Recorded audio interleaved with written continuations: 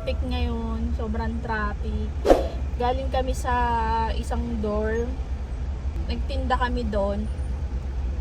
Pakita namin sa inyo yung bago nila ang dorm. Bagong dating lang sila. Parang nung nakaraang 2 weeks pa lang ata yun. oo. Bali, pinuntahan namin sila. Naglagay kami ng ano doon. Mga paninda. Paninda. Nag-stock kami ng bigas, gano'n. Pumupunta kami sa mga dorm, tapos yung mga Pinoy goods, pinapa-utang yon.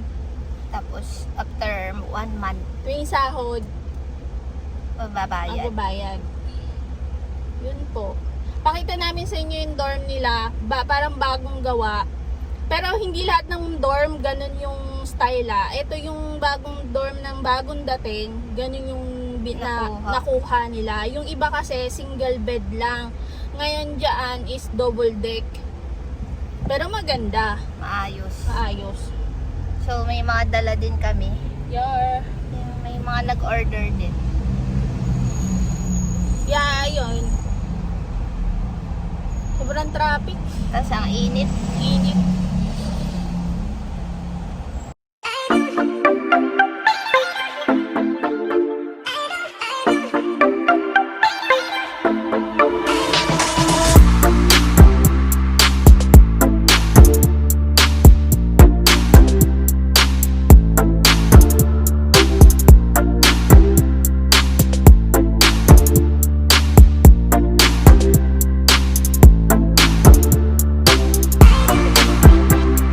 One hour later. Ito yung kwarto. Yan. Yan yung kwarto. Maganda, no?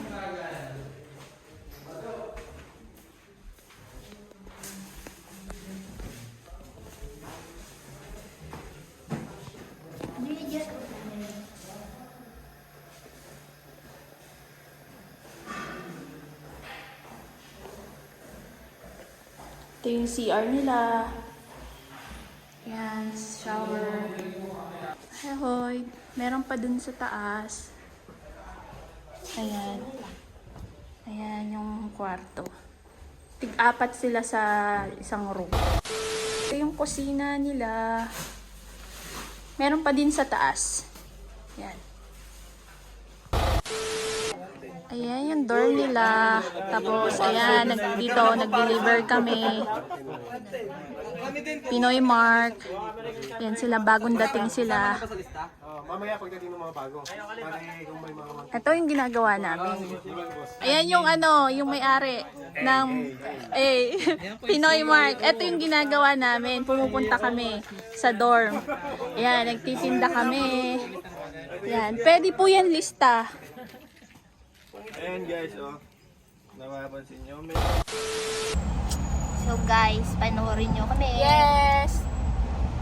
Bye! Ingat palagi. Subscribe po kami at follow and share. Salamat! Ingat!